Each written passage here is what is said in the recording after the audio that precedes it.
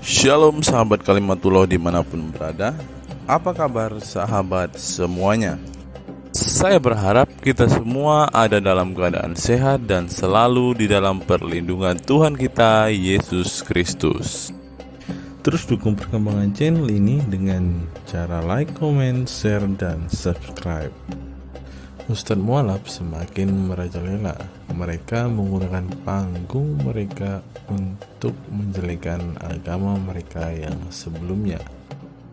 Tentu saja ceramah dan khotbah-khotbah mereka menjadi ceramah paling favorit bagi kebanyakan umat muslim, karena mereka pasti membahas agama mereka yang sebelumnya, tentu dengan menjelekkan dan membukakan fakta-fakta agama sebelumnya dengan sembarangan dan sembrono. Hal ini seperti diungkap dalam satu artikel yang akan kita simak hari ini. Mari kita langsung simak berita berikut ini.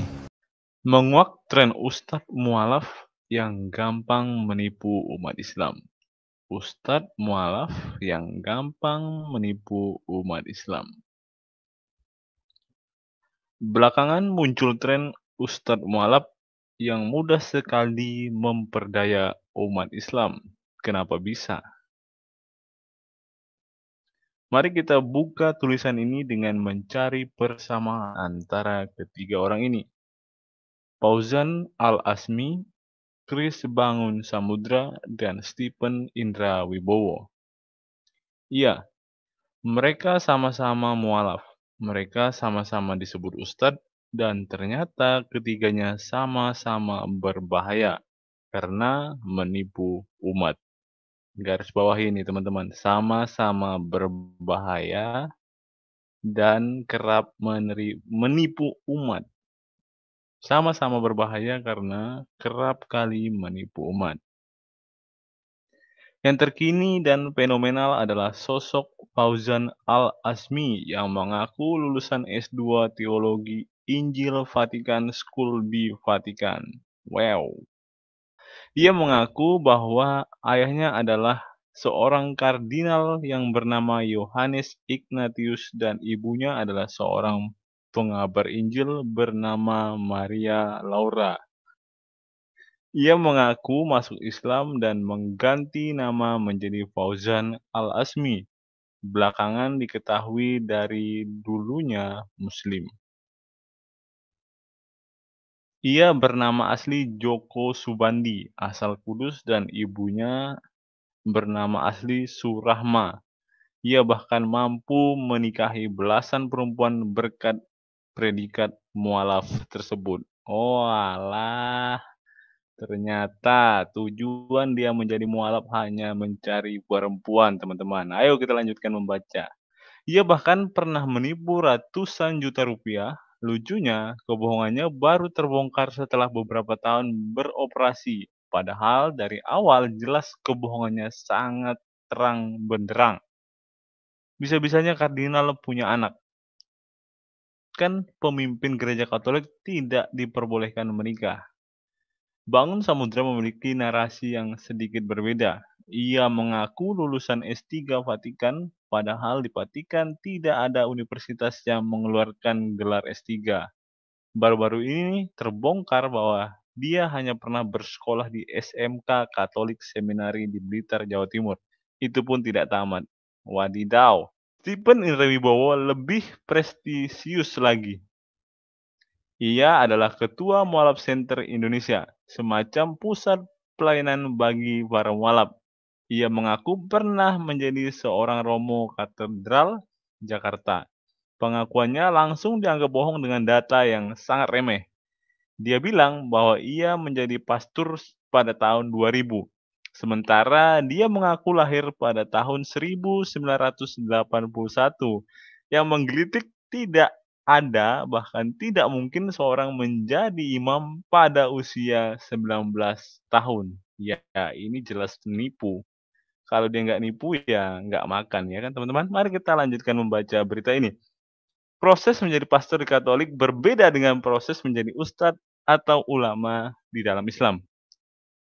Di agama Katolik tidak sesederhana itu. Menjadi imam itu Menjadi imam itu mensyaratkan proses pendidikan akademik tertentu.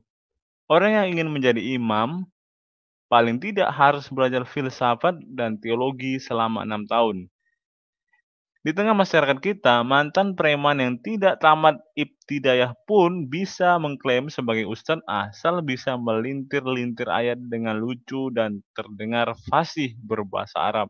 Padahal bahasa Arabnya hanya hafalan saja, ditanya artinya juga nggak paham tuh teman-teman.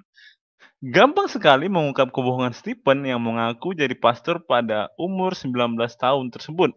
Lagi pula, berbasis data yang ada di Katedral Jakarta, tidak pernah ada romo bernama Stephen Indra Wibowo. Yang lebih senior ada Yahya Waloni.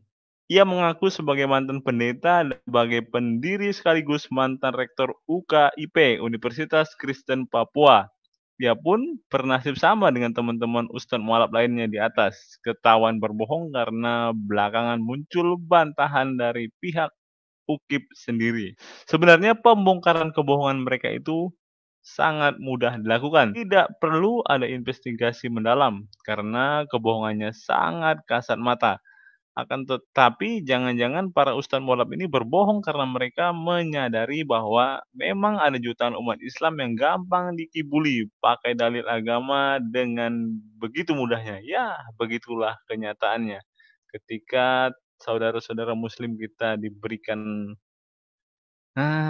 iming-iming uang, dikhotbahin yang enak-enak, khotbah yang membuat telinga mereka senang, ya akhirnya mereka senang dengan ustadz-ustadz yang model ini ya, menyenangkan telinga, padahal yang diajarkan hanya ngabulullah, cocotmologi. Ya, seperti itulah kira-kira teman-teman. Dan ya tentunya mereka adalah ustadz-ustadz yang tidak mempunyai dasar dalam berceramah.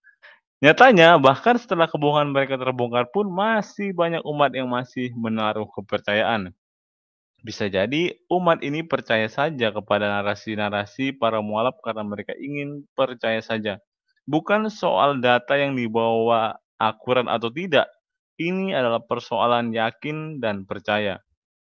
Pada umumnya orang-orang yang menjadi korban mereka adalah kaum marginal, yaitu kalangan terpinggirkan, kalangan ekonomi lemah, secara pendidikan rendah, kecewa dengan keadaan yang tersingkir dan dari persaingan kompetisi modern yang semakin ketat. Tidak sedikit self-claimed pemuka agama yang memanfaatkan kemarginalan mereka. Para pemuka agama ini bukannya mendorong umat untuk semakin berjuang menghadapi kemajuan zaman, namun justru menina-bobokkan mereka dengan janji-janji surga. Ini semua cobaan bagi orang-orang beriman dan selama kita tetap menjaga keimanan dan ketakwaan, kita akan diberi ganjaran di hari akhir dengan surga yang indah. Begitulah kira-kira bunyi motivasi mereka, padahal bohong.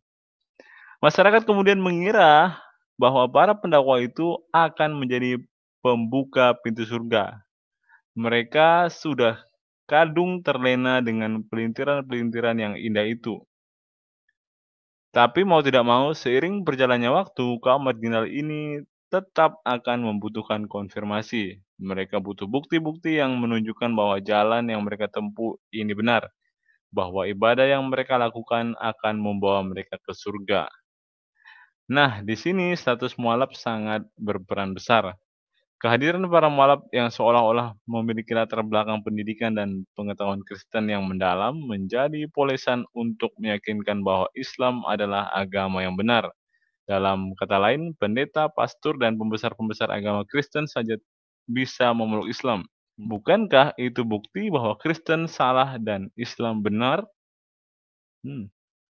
Masyarakat Muslim bukan hanya bahagia karena mendapat saudara baru, namun karena orang-orang seperti Fauzan, Bangun Samudra, Yahya Waloni, atau Stephen seolah memberi bukti bahwa mereka berada di jalan yang benar. Masyarakat tahu bahwa Kristen nampak lebih unggul dan Islam nampak kalah dalam urusan dunia. Namun mereka percaya bahwa itu hanya tipu-tipu dunia. Yang penting bukan keunggulan di dunia, melainkan keunggulan di akhirat. Karena prinsip dasar itulah mereka dengan penuh sukacita menerima para ustadz mualaf ini. Apalagi ustadz mualaf itu gemar sekali menjelek-jelekan agama asal mereka. Para ustadz ini Seolah-olah tahu sebagian masyarakat Muslim Indonesia sangat penasaran dan tertarik terhadap hal-hal yang tidak berada dalam jangkauan mereka, tentang seluk-beluk agama Kristen misalnya. Tentu jamaah akan antusias mendengar topik ini, apalagi dibumbui dengan candaan bahkan hinaan. Semakin yakinlah jemaat ini karena seakan-akan agama lain itu salah karena pernyataan ustadz-ustadz ini. Mereka menjadi tidak peduli ustadz idola mereka dituduh berbohong. Bagi mereka, tuduhan bahwa ustadz itu pembohong pasti datang dari kaum pembenci Islam. Jadi, yang bohong itu bukan si ustadz, melainkan yang membawa kabar tentang kebohongan si ustadz. Selama umat Islam tidak diajarkan untuk menggunakan akal sehat dan beragama, pola seperti ini akan terus berlangsung. Mungkin nanti bakal ada mualaf-mualaf baru yang membawa skrip drama berbeda. Mungkin lebih menarik dan ramah, namun tentu motifnya bisa jadi sama, yaitu mengeruk keuntungan dari kebohongan-kebohongan. Perlu diingat, kita tidak akan selamat jika hanya mengandalkan dalil saja. Kita akan selamat dengan agama beserta kedua aset berharga kita, akal sehat dan hati nurani. Sekian video saya hari ini. Kiranya video hari ini bisa memberikan pengetahuan baru bagi kita semua. Salam waras, salam sadar, sampai bertemu di video-video saya berikutnya. Tuhan Yesus memberkati kita sekalian.